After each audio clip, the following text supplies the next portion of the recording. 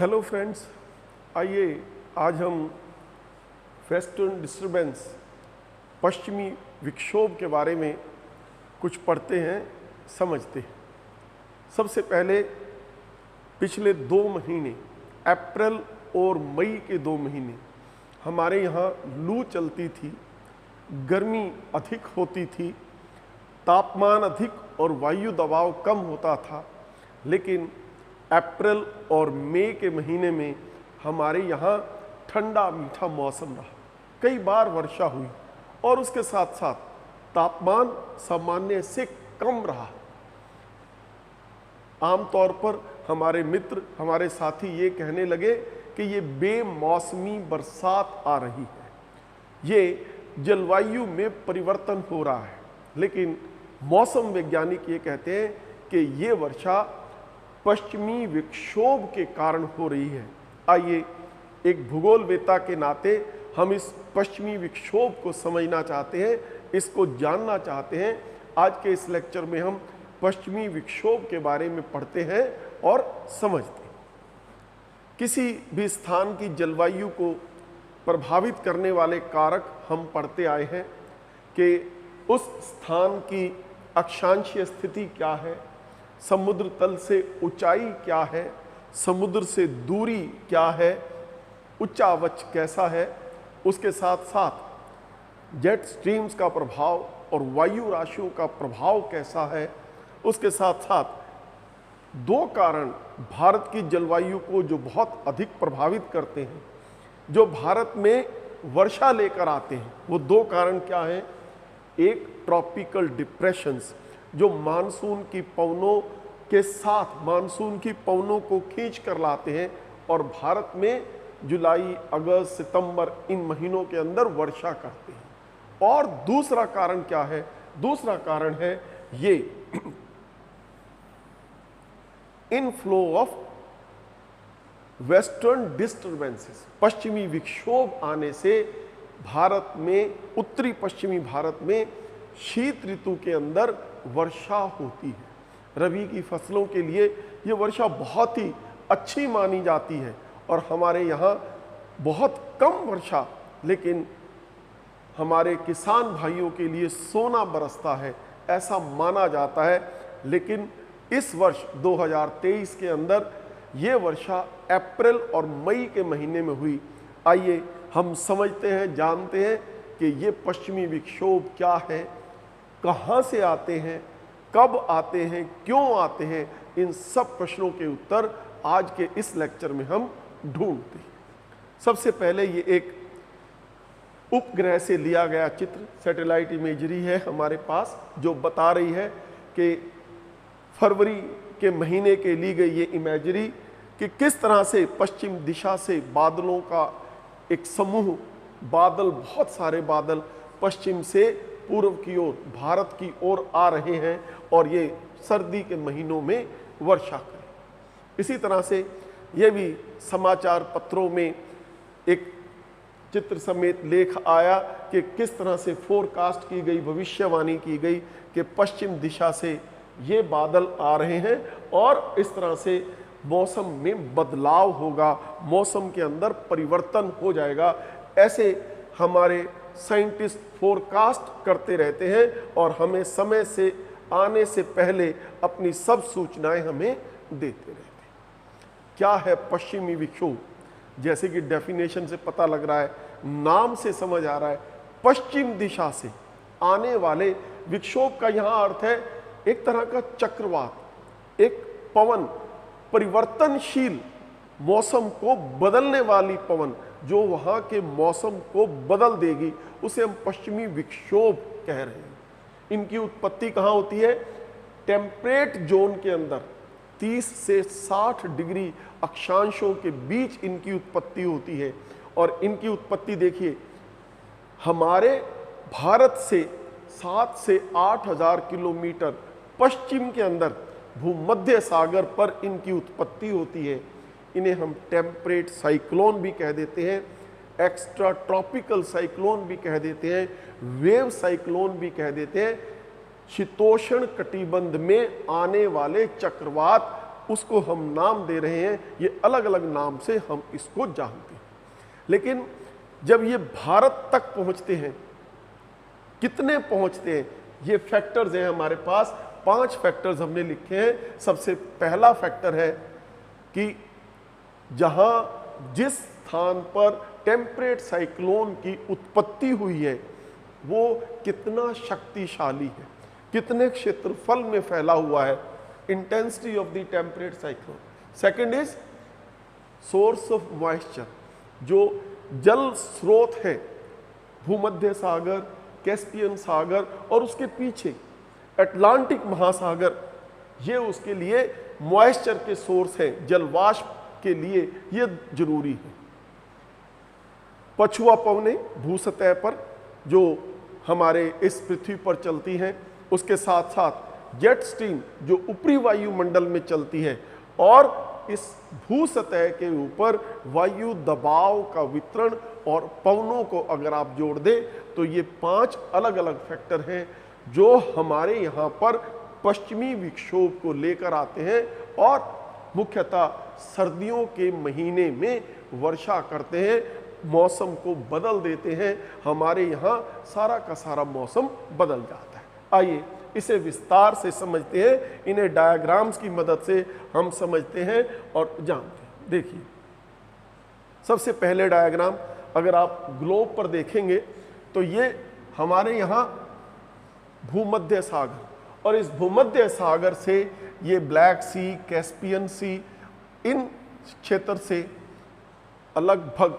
7000 से 8000 किलोमीटर दूरी से यहाँ पर इसकी उत्पत्ति होती है भूमध्य सागर पर। कुछ वैज्ञानिक ये कहते हैं कि कई बार ये अटलांटिक महासागर से भी इसी तरह की उत्पत्ति होकर पश्चिम से पूर्व दिशा में ये पश्चिमी विक्षोभ आता है। ये 2 डायग्राम हैं। इन 2 डायग्राम को आप देखिए, एक तरफ साइक्लोन और दूसरी तरफ एंटी साइक्लोन। ये अलग अलग समदाब रेखाओं से ये डायग्राम बनाया गया है, ये समझने के लिए कि चक्रवात और प्रति चक्रवात में क्या अंतर है उत्तरी गोलार्ध में, क्योंकि भारत उत्तरी गोलार्ध में स्थित है। इसकी पवनों की दिशा के हिसाब से हमने ये साइक्लोन और एंटी साइक्लोन को प्रदर्शित किया। सबसे पहले ये साइक्लोन जिसके केंद्र में न्यून वायु दबाव होता है और केंद्र से बाहर की ओर जाते हुए वायु दबाव बढ़ता जाता है। समदाब रेखाएं अंडाकार, इलिप्टिकल, इलोंगेटेड ऐसी शेप्स के अंदर आपको मिल जाएंगी। उत्तरी गोलार्ध में पवनों की दिशा एंटी क्लॉकवाइज, घड़ी की सुइयों के विपरीत दिशा में पवनें होती हैं। This is in cyclone.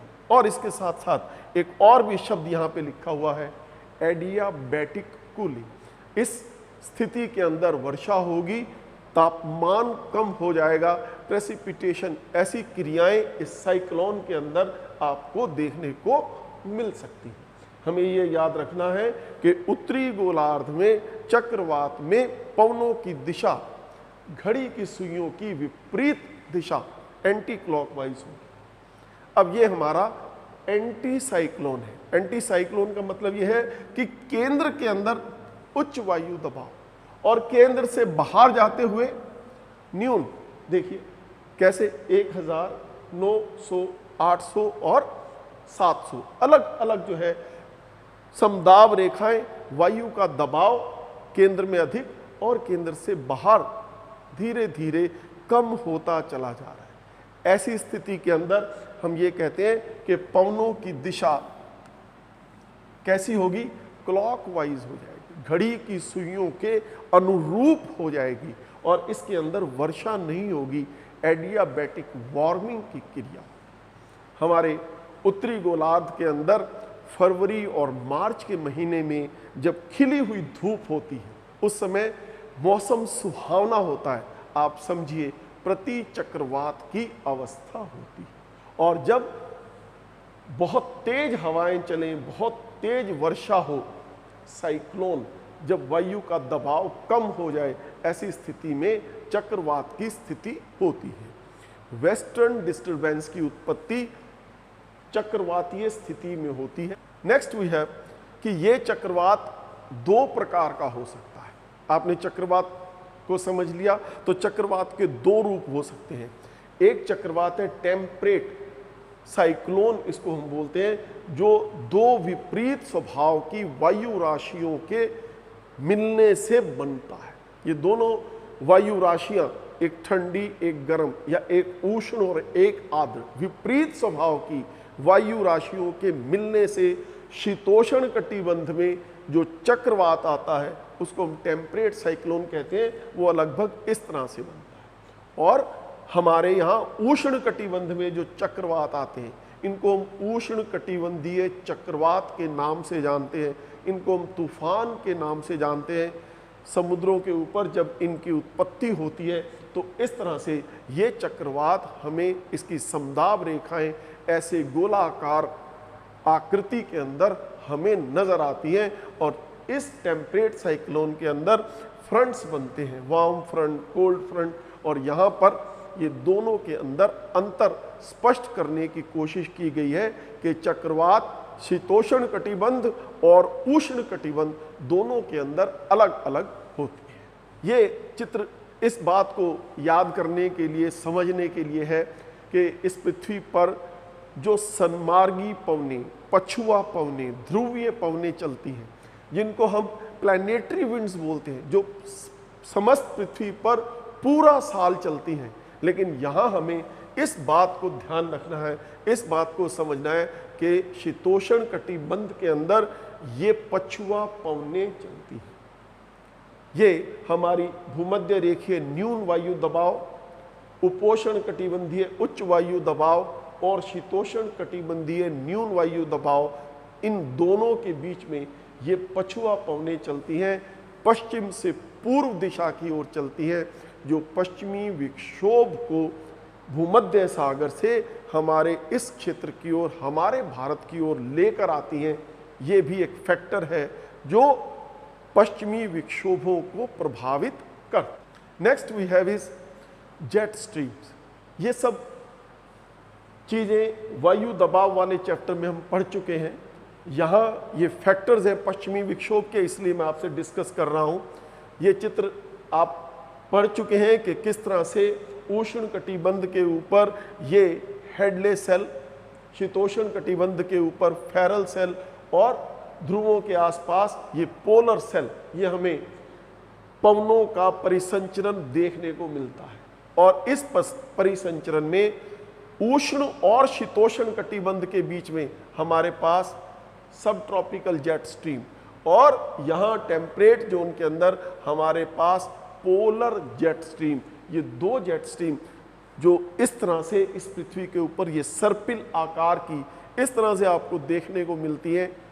ये जेट स्ट्रीम ऊपरी वायुमंडल में क्षोभ मंडल की ऊंचाई पर मिलती है, जो भू सतह पर पवनों को खींच कर लाने में, पवनों को पुल करने की क्रिया में सहायक होती हैं और हमारे मौसम जलवायु पर प्रभाव डालती हैं। इसलिए इन दोनों को समझना भी yes. Next we have is subtropical jet stream. ये बहुत ही एक इंटरेस्टिंग फिनोमेना है। हमारी वायु दबाव की पेटियां, हमारी पवन पेटियां ग्रीष्म ऋतु में उत्तर दिशा में और शीत ऋतु में दक्षिण दिशा में स्थानांतरित हो जाती हैं। इंटर ट्रॉपिकल कन्वर्जेंट जोन ग्रीष्म ऋतु के अंदर उत्तरी दिशा में और शीत ऋतु के अंदर दक्षिण दिशा में प्रभावित हो जाता है। ये देखिए, ये जेट स्ट्रीम दिखाई गई है जिसको हम कह रहे हैं समर जेट स्ट्रीम, और ये हमारा ITCZ उत्तर दिशा, हिमालय पर्वत के उत्तर में स्थानांतरित हो जाता है। ये जेट स्ट्रीम शीत ऋतु के अंदर हिमालय के दक्षिण में लगभग 25 डिग्री अक्षांश के आसपास हिमालय के दक्षिण में इस ITCZ के दक्षिण में होने के कारण स्थानांतरित हो जाती है। पश्चिम विक्षोभ को ये भारत में लाने में सहायक होती है। इसलिए इस सब ट्रॉपिकल जेट स्ट्रीम, उष्ण कटिबंधीय जेट स्ट्रीम को समझना, जानना भी बहुत जरूरी है। इस शीत ऋतु के अंदर जनवरी के महीने में भारत में ये एक कम वायु दबाव का क्षेत्र उत्तर पश्चिमी, देखिए ये सी साइक्लोनिक सर्कुलेशन, और ये हमारा एक ट्रफ बना हुआ है, दिस वन, ये कम दबाव का क्षेत्र, ये जो ट्रफ हम जिसको शब्द कह रहे हैं, ये कम दबाव का क्षेत्र है जो पश्चिम दिशा से इन पवनों को अपनी तरफ खींच कर लाने में, पुल करने में सहायता करता है, या पश्चिमी विक्षोभों को इस दिशा के अंदर खींच कर ले आता है। ये फैक्टर्स, अलग अलग फैक्टर्स हैं जो कि पश्चिमी विक्षोभों को प्रभावित करते हैं। यानी ये 5 फैक्टर हैं जो पश्चिमी विक्षोभों की उत्पत्ति में सहायक होते हैं। हम इससे अगले पार्ट के अंदर इस वेस्टर्न डिस्टर्बेंस के बारे में और अधिक विस्तार से समझेंगे, पढ़ेंगे। Thank you.